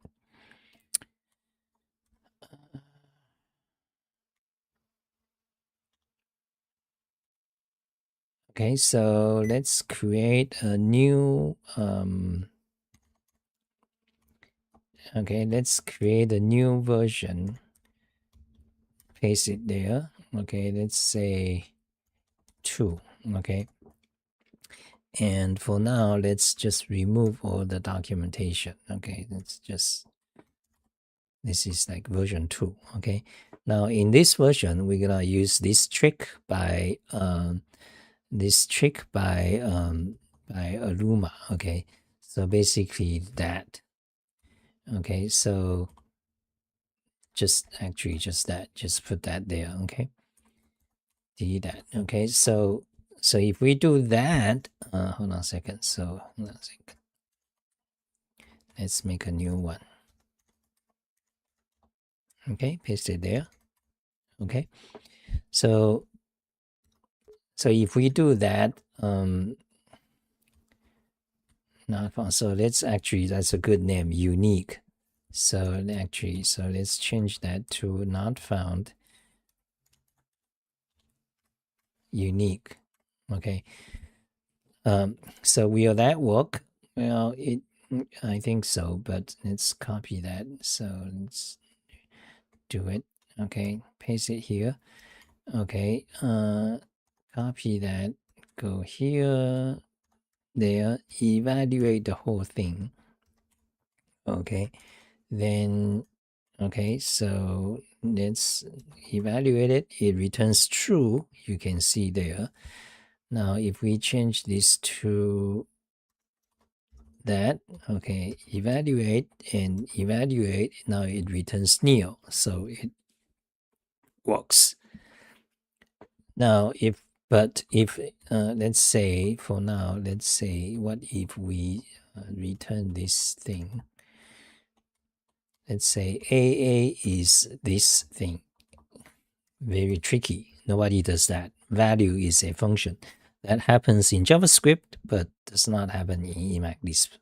And well, it could, but I haven't seen it happen. I don't think it's common.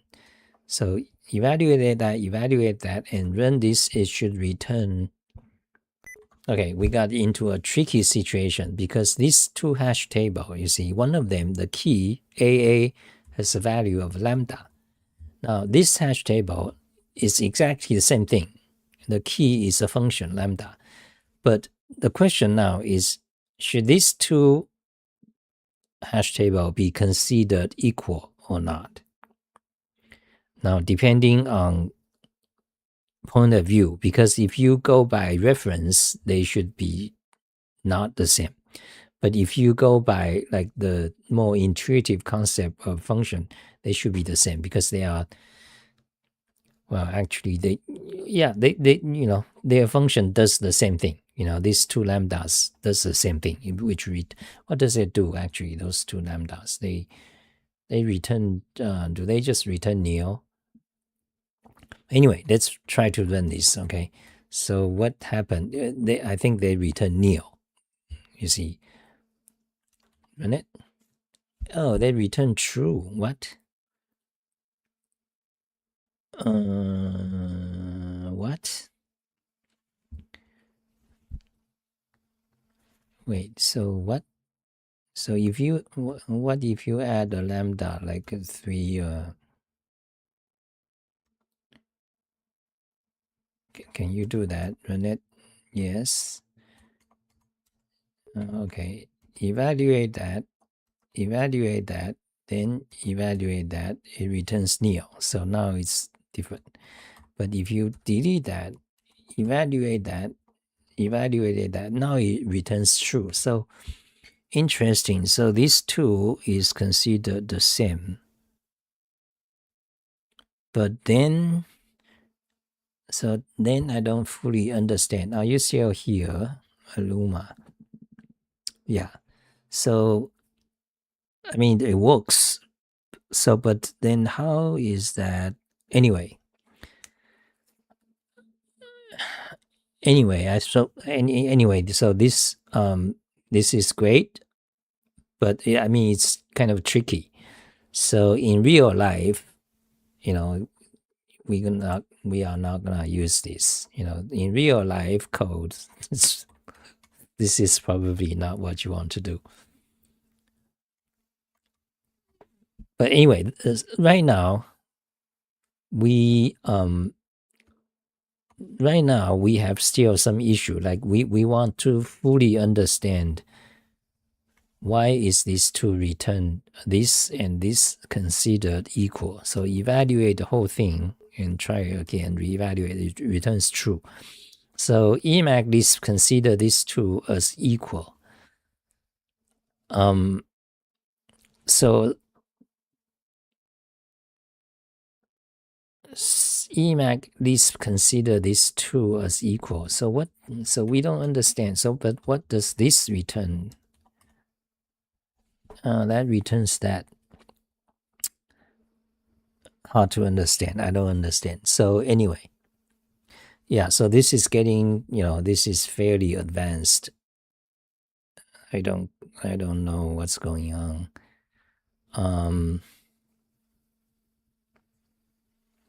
Yeah. Anyway, so this is very interesting. So let's, but probably we don't want to use this in real life because it's like getting complicated. Okay, but meanwhile, another thing we can do is that we just cheat and change the spec.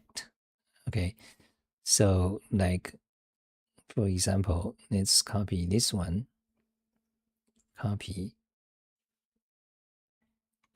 Okay, so instead of saying, return true if two hash table are same, else nil. Same means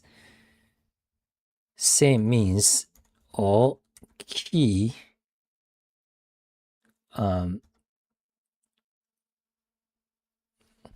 you change the meaning so that if a key's value is nil, is considered the same as the key does not exist. Okay, so you change meaning to that. Then you don't even need this. So let's modify the code first. So you see, not found, delete that, not found, delete that. So you like so this is nil. So if when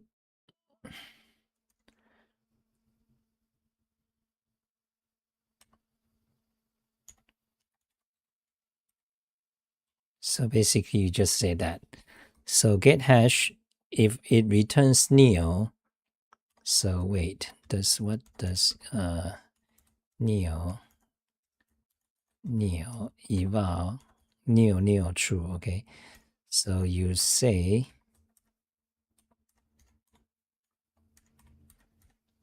yeah. So you see, you say if it equals to nil, then you just throw and return nil, saying that wait, this should be nil.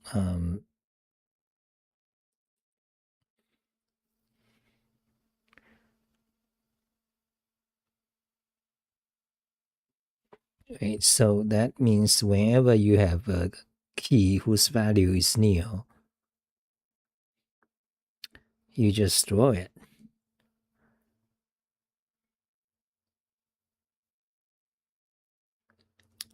Okay, no, you can't do that because then you also have to make sure that the key in table A also has a value of nil. Anyway, God, this is getting complicated. So, but do you guys see what I'm saying? I'm trying to change the meaning so that, anyway, delete that. Okay, so I think that's it for today. Bye, guys. So that's today is like 2 hours, 4:30. I think it's 2 hours. Okay, that's it.